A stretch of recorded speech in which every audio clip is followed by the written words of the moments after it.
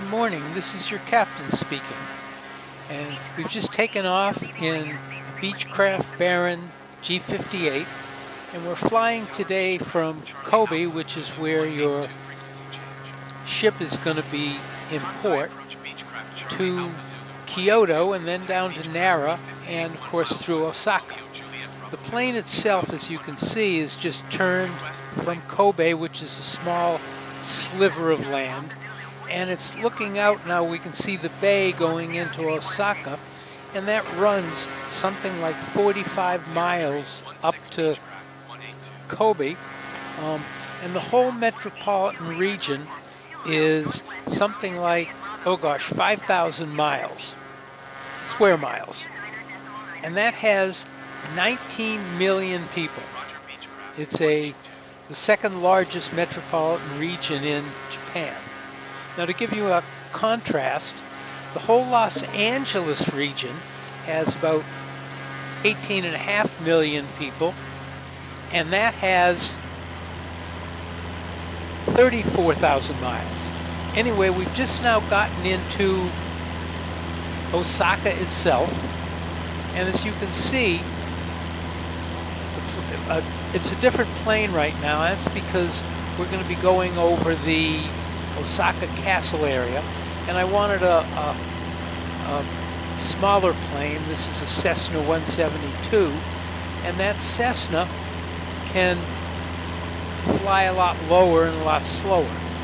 As you see, we're going, how densely populated the Osaka area is, and in fact, if you look out, you can just see a huge populated area. It essentially runs all the way from Kobe all the way up to Kyoto.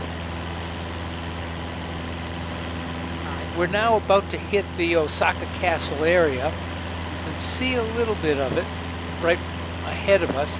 Now you can see it. You can see on the right there's a moat, and the whole castle area is surrounded by a moat. You can see a little building on the left. That turns out to be the castle itself. Microsoft Flight Simulator didn't catch it as a castle, it rendered it as a building.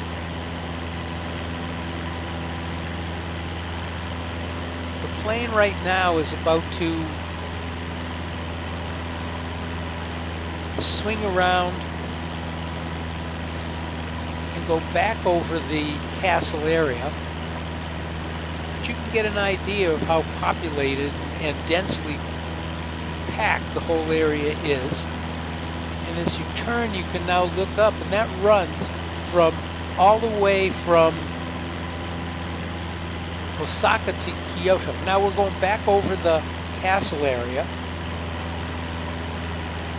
You can now see the moat again that's now is on the left, and that building that you're looking at that's rendered as a high-rise is actually the castle, which looks like this. A number of you may end up going to the castle as part of one of your excursions.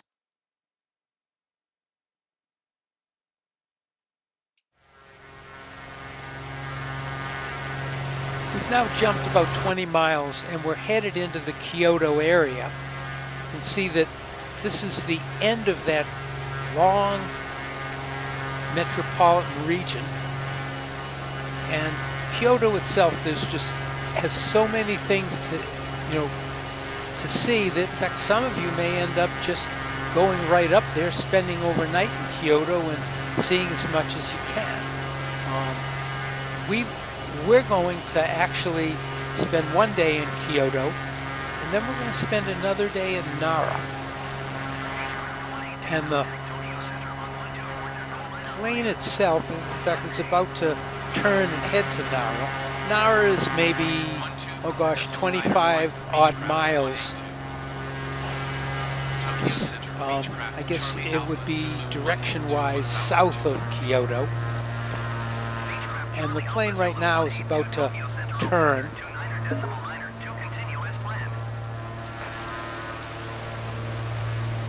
And it's going to head to Nara. In fact, we're going to skip ahead about 20 odd miles. So we'll just make the approach into Nara. What you'll see is At the end of the metropolitan region is small foothills that are heavily treed.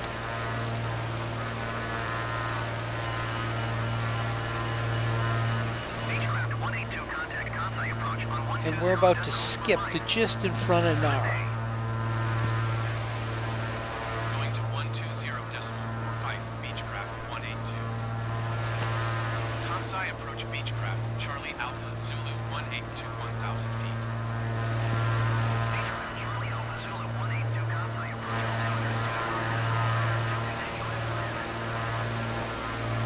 Now, what's the reason for Nara? What makes it interesting? Well, it turns out that that's where the first emperors that ended up controlling all of Japan were headquartered. And that was from around 710 to 794, before the emperors moved to Kyoto. And Nara has, in particular, it has two things that are most interesting. One is the Todaiji Temple, which is one of the largest wooden structures in the world, and it houses a very large statue of Buddha.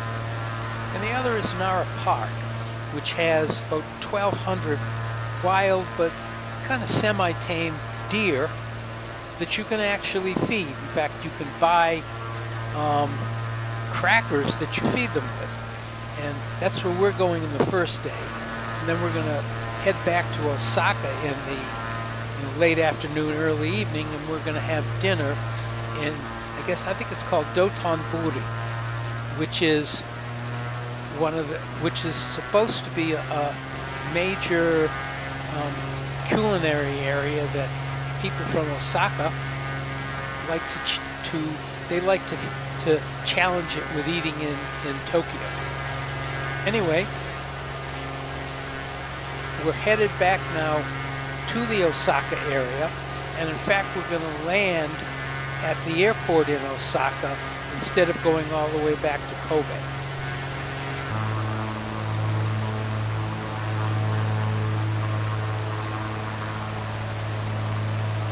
Skipped ahead, and you can see us now approaching the airport, which is pretty much in the center of the metropolitan region.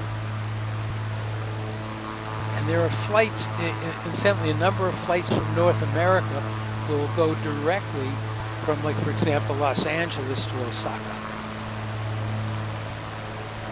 We're now in the Barren again, and we're just about to land. Thank you for flying Air Caswell. Have a nice day.